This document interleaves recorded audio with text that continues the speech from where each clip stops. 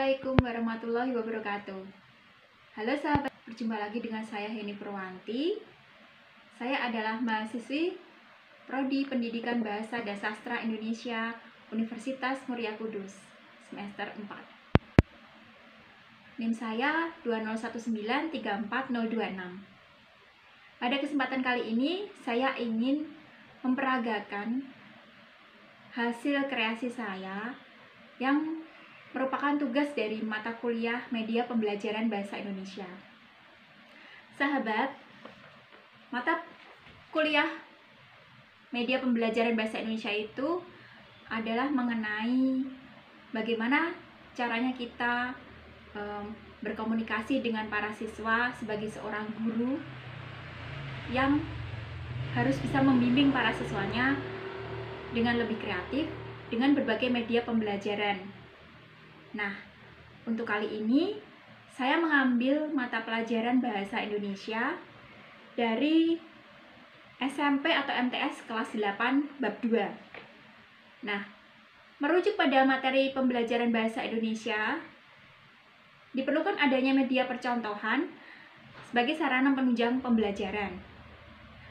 Yang melatar belakangi itu adalah biasanya media pembelajaran yang sering saya temukan adalah media pembelajaran lain seperti mata pelajaran PPKN, matematika, IPA, IPS, dan lain sebagainya. Sedangkan mata pelajaran Bahasa Indonesia jarang kita temui dalam bentuk praktek, yang kebanyakan prakteknya dalam bentuk uji keterampilan atau uji komunikasi di laboratorium bahasa. Kali ini saya menyajikan praktik ataupun media pembelajaran dalam bentuk maket seperti ini. Ini adalah sesuai dengan presentasi saya terdahulu yang mengambil mata pelajaran iklan sebagai sarana komunikasi. Nah, ini bentuknya.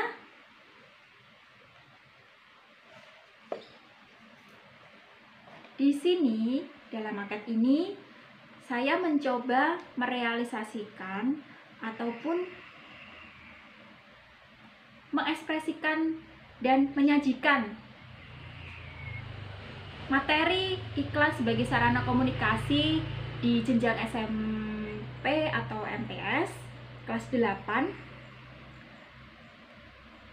dengan memberikan contoh, antara lain saya menyajikan berbagai macam bentuk poster, reklame, maupun baliho dan juga spanduk yang ada di dalam sebuah kota. Dalam maket ini saya gambarkan ada jembatan yang ada balihonya seperti ini di atas jembatan. Kemudian di jembatan tersebut ada juga poster-poster yang terpampang di sini yang termasuk iklan di sepanjang jalan tan. Nah, seperti ini. Kemudian ada menara air di sini, terdapat juga poster. Kemudian di sini ada gedung pencakar langit yang merupakan kantor perpajakan dan ada posternya juga di atas gedung. Tak lupa di atas gedung setan peringatan berlalu lintas. Lalu ada poster kampanye, ini termasuk jenis poster juga. Kemudian kita lihat di sisi sebelah sini. Di sini ada toko, sebuah toko kecil. Sebelahnya ada gang masuk. Gang masuk itu ada tulisan juga di sini. Bisa kita lihat. Kemudian Di sebelah toko terdapat sekolah. Posternya pun sesuai dengan tema pendidikan. Kemudian di sebelahnya ada minimarket. Nah, bentuk baliho seperti ini juga termasuk poster atau bisa disebut baliho. Di sisi sebelahnya ada klinik kesehatan. Dan poster-poster ini pun sesuai dengan bentuk bangunan atau sarana umum yang ada di dalam market ini. Kemudian di sisi sebelah sini terdapat kios kecil berbentuk kereta ataupun yang digunakan oleh pedagang kaki lima. Di dalamnya atau di depan kereta itu terdapat iklan juga, mengiklankan usaha dagangnya sendiri. Nah, yang tak kalah pentingnya, sebenarnya apa sih yang bisa kita tampilkan di sini, di dalam media pembelajaran ini? Tak hanya ini, kita mempelajari tentang materi bahasa Indonesia, yakni mengenai pengenalan iklan, poster itu apa. Tapi di sini kita juga mencoba berkomunikasi dengan para siswa. Jadi ada interaksi dengan guru dan para siswa. Ada interaksi dengan guru dan para siswa itu dalam bentuk tanya jawab, kemudian kuis. Nah, salah satu contoh kreasi yang bisa dikembangkan dari market ini selain memperkenalkan poster-poster, kemudian iklan, baliho, dan di mana harus meletakkannya. Itu yang pertama tadi, meletakkan spot-spotnya di mana saja. Spot yang meletakkan poster tersebut di sarana seperti apa. Jadi tidak sembarangan meletakkan poster. Jika semisal poster seperti ini, poster kampanye wakil kepala daerah misalnya. Nah, itu tidak tepat jika diletakkan di masjid ataupun musola. Itu salah satu contohnya. Yang kedua, selain memperkenalkan poster dan jenis-jenisnya serta contoh-contohnya, kita juga bisa mempelajari bahasa poster itu sendiri. Apakah bahasa poster itu baku atau tidak? Karena sesuai dengan kaidah kebahasaan atau bahasa Indonesia, yang baik itu bahasanya yang bisa mempengaruhi pembaca ataupun yang melihatnya, yang melihat poster itu. Tapi karena kita fokus kepada pelajaran bahasa Indonesia, maka setidaknya kita bisa mempelajari di sini. Misalnya salah satu poster itu memiliki kata baku atau tidak baku. Sebagai contoh ini, di sini ada poster mengenai pembangunan masjid. Nah, kalau kita lihat di sini ada tulisan luas atau ini lain-lain. Lain-lain di sini ditulis dengan lain 2. Nah, dalam kaidah bahasa Indonesia, hal ini tidak dibenarkan.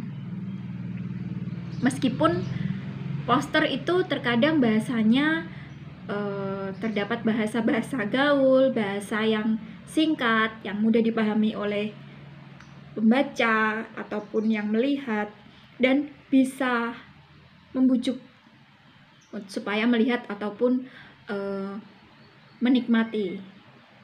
Kemudian ada juga di sini, ini ada semacam baliho di jalan masuk gang. Di sini tertulis keliling. Nah, di sini tertulis keliling. Itu tidak dibenarkan karena itu bukan kata baku. tidak sesuai dengan KBBI. Kata yang benar adalah keliling. Nah, itu bisa kita jadikan contoh dalam mendidik siswa-siswa kita nanti. Apabila kita menjadi seorang guru, itu bisa kita jadikan kuis, tanya jawab di kelas. Misalnya, coba benarkan apakah poster ini katanya sudah benar, seperti itu. Yang kedua itu, kemudian yang ketiga, saya menyediakan banyak sekali stick di sini. Nah, bisa dilihat di sini ada banyak sekali stick. Seperti ini contohnya. Ada berbagai bentuk yang menarik sehingga nanti tujuannya diharapkan para siswa lebih tertarik untuk mempelajari materi bahasa Indonesia karena disajikan dengan warna yang beraneka ragam dan berbagai bentuk. Kemudian apa fungsi dari, di sini saya lambangkan tawar air. Nah, apa fungsi dari silinder ini? Fungsinya adalah meletakkan setik-setik yang telah saya buat ini. Nah, sebelum saya mempraktekkan cara penggunaan dari maket ini ataupun pembelajaran atau interaksi dari guru dan siswa, saya terlebih dahulu akan menyebutkan bahan pembuatan media ini. Yang pertama adalah kardus bekas. Bawahnya ini adalah kardus bekas, ya. Kita tidak perlu menggunakan kardus yang bagus karena nantinya akan dilengkapi ataupun dialasi dengan kertas marmer ataupun kertas bekas atau kertas warna apa saja yang kita punya. Kertas koran juga boleh. Di sini kita lem. Kemudian kardus bekas sepatu ini seperti ini, kemudian kita lapisi dengan kertas sesuai selera. Yang saya gunakan untuk jembatan ini adalah juga tutup bekas kardus sepatu. Kemudian untuk rumah-rumah atau bangunan di sini saya menggunakan karton bekas. Nah, untuk tower air ini saya menggunakan roll bekas tisu gulung tentunya, ya. Kemudian yang kita perlukan lagi adalah ini, stik es krim. Nah, ini untuk meletakkan baliho sehingga terlihat lebih tinggi. Kita bisa menambahkan aksesoris seperti mobil-mobilan di sini. Kemudian saya mengkreasikan dengan seni montase. Apa itu seni montase? Adalah seni menempel benda-benda, bisa menggunting, kemudian menggunting benda-benda, bisa orang, bisa tumbuhan, dan lain-lain. Kemudian kita susun di sebuah kertas ataupun di sebuah media. Seperti ini bisa. Ini pohon, ini juga pohon. Kemudian tak kalah pentingnya, saya mengambil poster-poster dari internet ataupun dari majalah. Kemudian saya sesuaikan ukurannya dengan maket yang saya buat, kita sesuaikan skalanya. Kemudian kita gunting dan kita alasi dengan kertas karton. Nah, untuk yang terakhir, saya akan memperagakan cara penggunaan media pembelajaran maket ini. Nah, selain tadi kita bisa menyebutkan spot-spot di mana kita meletakkan poster, kita juga bisa mempelajari kaidah ataupun kata baku yang sesuai dengan KBBI. Kemudian yang terakhir adalah kita bisa berinteraksi dengan para siswa dengan membuat games, semacam games. Caranya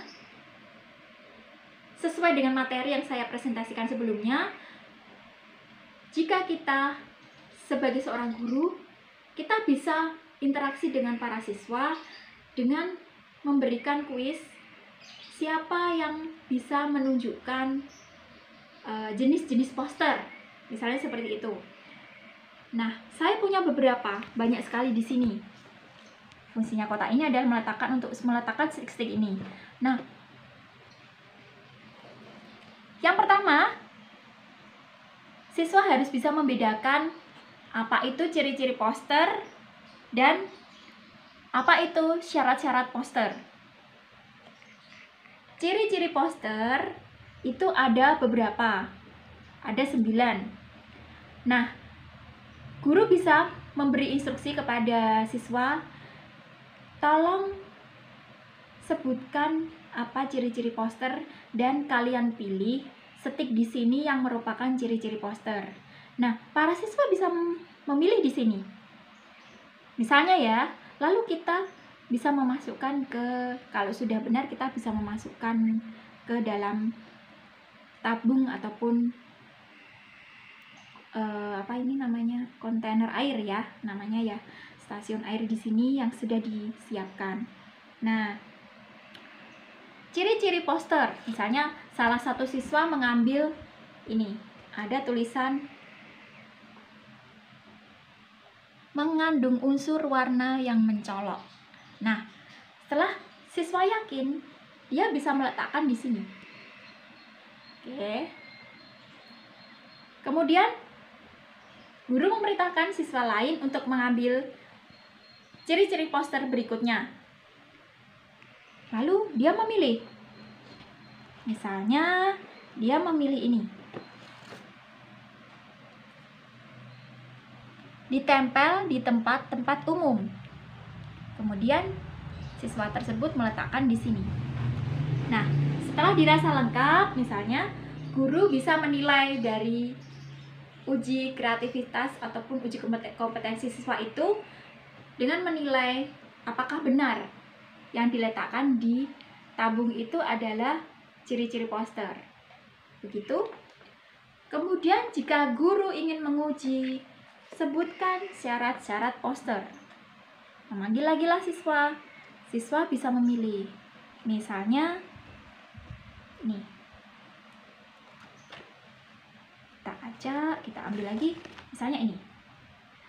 Bahan untuk membuat poster harus memiliki kualitas yang baik supaya tidak cepat rusak. Nah, setelah dirasa yakin, diletakkan di sini.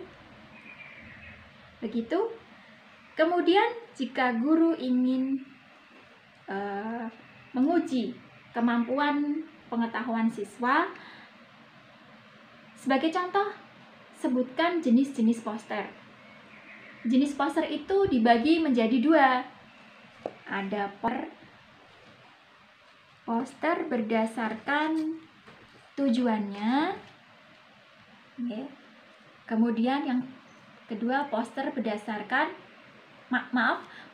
poster berdasarkan isinya, dan yang kedua ada poster berdasarkan tujuannya.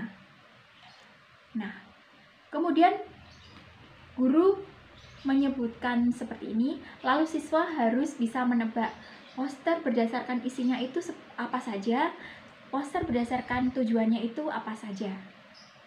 Demikian, dirasa nanti media seperti ini bisa membantu dan menunjang kegiatan belajar mengajar para siswa dan guru, sehingga dapat terjalin interaksi yang aktif antara guru dan siswa.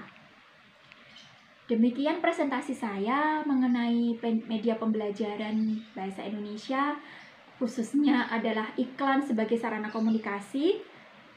Semoga bermanfaat dan semoga karya yang saya buat ini bisa menjadikan inspirasi ke depannya bagi para guru untuk dapat melakukan dan menggali terus kreativitasnya dalam kegiatan belajar mengajar, khususnya dalam kondisi pandemi seperti sekarang ini yang mengharuskan seorang guru harus kreatif dan inovatif. Terima kasih, semoga bermanfaat. Maaf jika ada kekurangan dan kesalahan. Wassalamualaikum warahmatullahi wabarakatuh.